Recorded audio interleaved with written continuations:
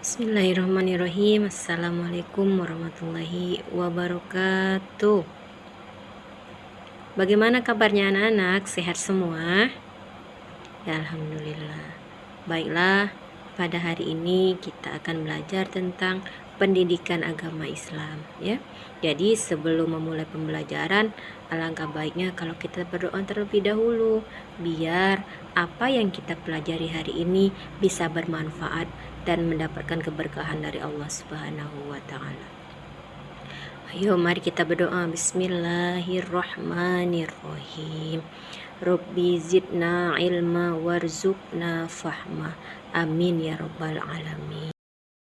Baiklah, sebelum memulai pembelajaran hari ini, Ibu akan membacakan tujuan pembelajaran yang akan kita lakukan pada hari ini.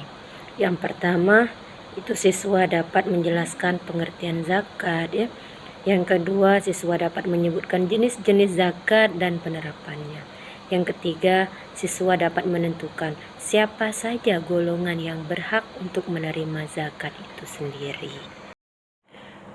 Baiklah, pada hari ini kita akan belajar tentang bab keempat, yaitu hidup lapang dengan berbagi. Materi yang pertama itu tentang zakat, ya. Jadi belajar zakat di kelas 5 SD ini sangat penting. Kenapa? Karena zakat adalah salah satu rukun Islam yang wajib bagi umat muslim, ya. Dan memahaminya sejak dini membantu kita semua mengerti kewajiban berbagi, ya, dan peduli kepada sesama, serta menanamkan nilai-nilai keikhlasan dan tanggung jawab sosial atau peduli terhadap orang lain. Baiklah, untuk memulai pembelajaran kita hari ini, alangkah baiknya kalau kita membaca basmalah terlebih dahulu. Bismillahirrahmanirrahim. Baik, jadi yang pertama ini materinya tentang pengertian zakat. Ada yang tahu arti pengertian zakat? Baiklah ya, jadi zakat secara bahasa itu artinya tumbuh, berkembang, ya, suci atau berkah. Sedangkan menurut istilah, itu sejumlah harta tertentu yang wajib dikeluarkan oleh umat Islam yang mampu dan diberikan kepada orang yang berhak menerimanya sesuai dengan ketentuan syariat Islam. Orang yang membutuhkan ini maksudnya seperti apa? Seperti fakir, miskin, ya, atau kalau yang akan kita pelajari ini ada 8 asnaf, ya. Terus zakat juga mengajarkan kita untuk berbagi, peduli dan membantu sesama agar hidup menjadi lebih berkah. Terus materi yang kedua itu tentang jenis-jenis zakat atau macam-macam zakat, ya. Jadi di sini zakat dibagi menjadi 2. Yang pertama itu zakat fitrah, ya. Zakat fitrah ini artinya zakat yang khusus dikeluarkan setiap bulan Ramadan sebelum sholat Idul Fitri. Zakat ini hukumnya wajib bagi semua umat Islam, ya, baik laki-laki maupun perempuan, dewasa maupun anak-anak, bahkan bayi yang baru lahir pun wajib untuk zakat. Selain itu, zakat ini juga sangat banyak, ya, manfaatnya, terutama membersihkan diri. Artinya apa? Dengan zakat fitrah ini membantu kita membersihkan jiwa dari kesalahan yang dilakukan selama berpuasa, ya. Setelah itu juga membantu sesama. Artinya apa? Zakat fitrah diberikan kepada orang-orang yang kurang mampu agar mereka bisa merayakan hari raya dengan riang gembira.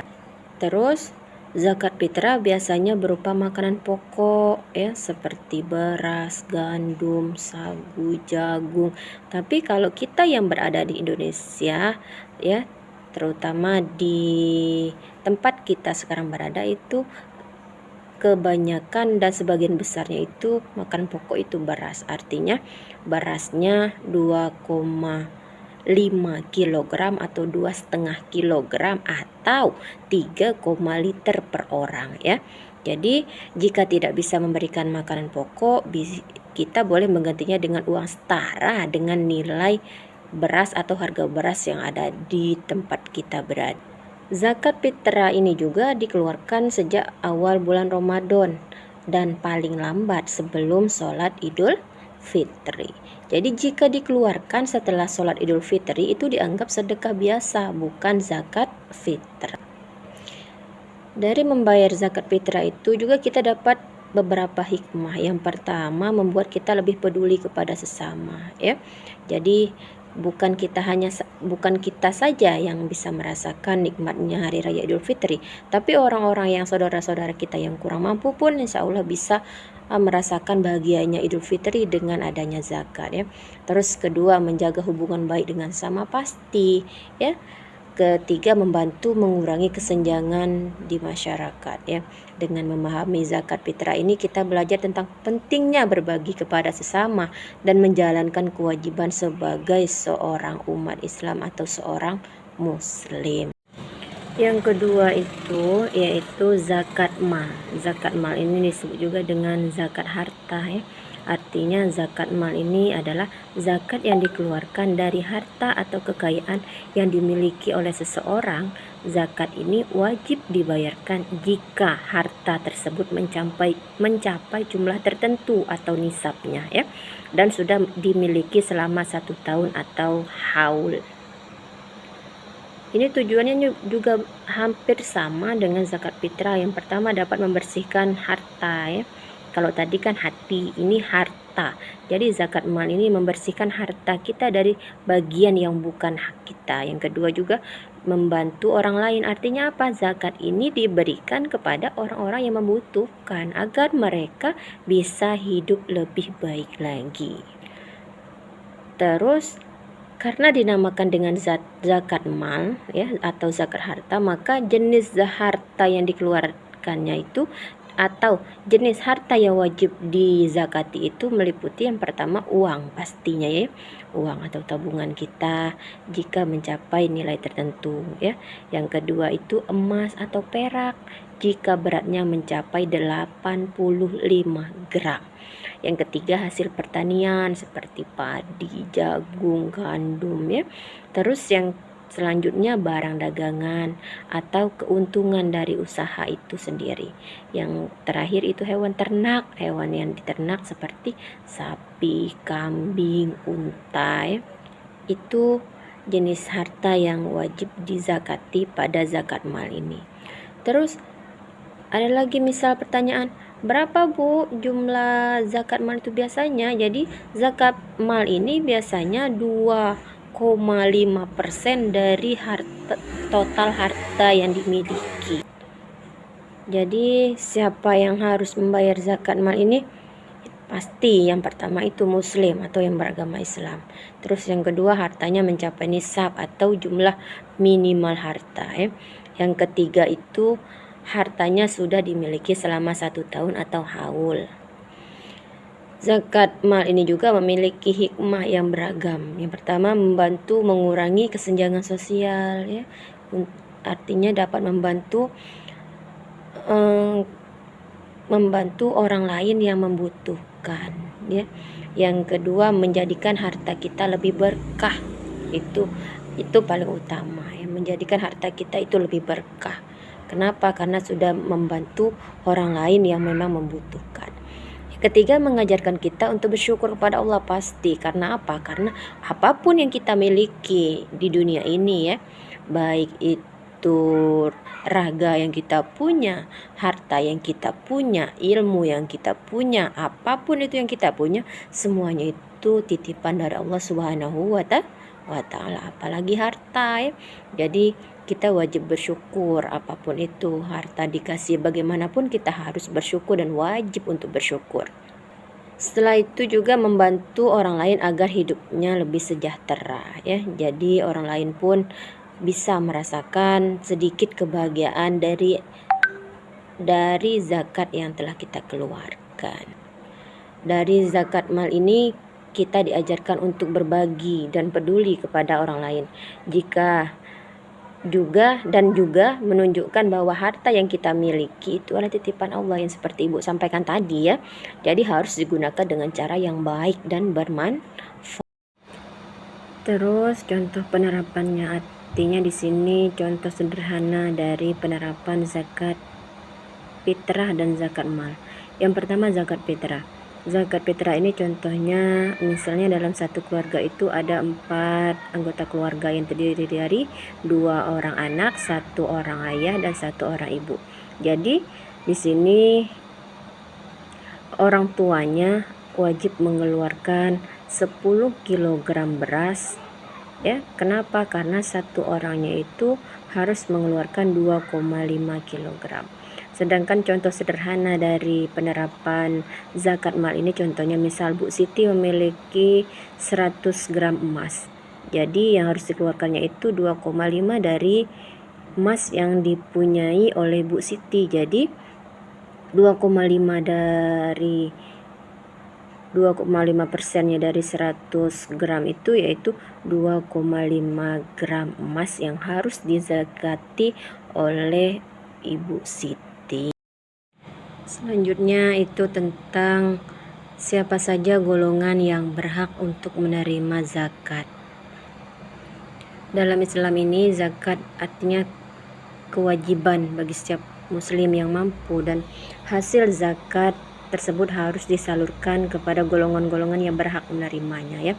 Terus golongan-golongan yang berhak menerima zakat itu disebut dengan asnaf ya, asnaf. Juga terdapat 8 golongan atau asnaf yang disebut dalam surah At-Taubah ayat 60 yang berhak menerima zakat.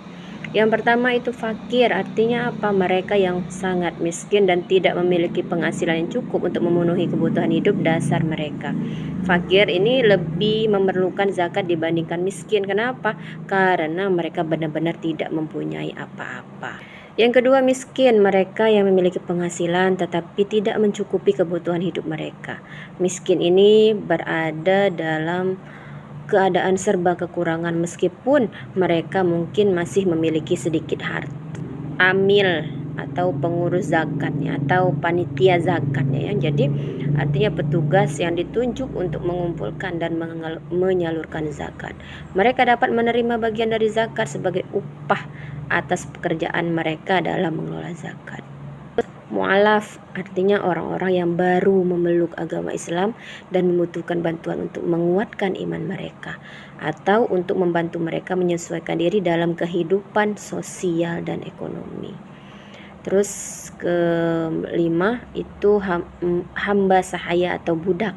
Artinya dalam konteks zakat, hamba sahaya ini merujuk pada budak atau orang yang berada dalam perbudakan ya.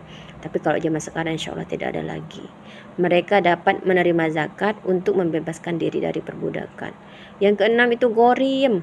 Gorim itu orang yang berhutang. Mereka yang berhutang dan tidak mampu membayar hutang tersebut sehingga mereka diberi zakat untuk melunasi hutangnya. Namun hutang yang dimaksud adalah hutang yang bukan untuk perkara yang haram atau yang tidak bermanfaat, tapi guna untuk memenuhi kebutuhan hidup mereka ya. Yang ketujuh itu fisabilillah, artinya mereka yang berjuang di jalan Allah Subhanahu wa taala, yang meliputi para pejuang yang berperang untuk membela agama Islam atau mereka yang terlibat dalam kegiatan dakwah dan penyebaran agama Islam. Yang terakhir itu yaitu ibnus sabil, yaitu musafir atau pelancong yang dalam perjalanan dan kehabisan biaya sehingga mereka berhak untuk menerima zakat demi melanjutkan perjalanan mereka. Jadi masing-masing golongan ini memiliki hak untuk menerima zakat berdasarkan kebutuhan mereka yang telah diatur oleh syariat Islam ya.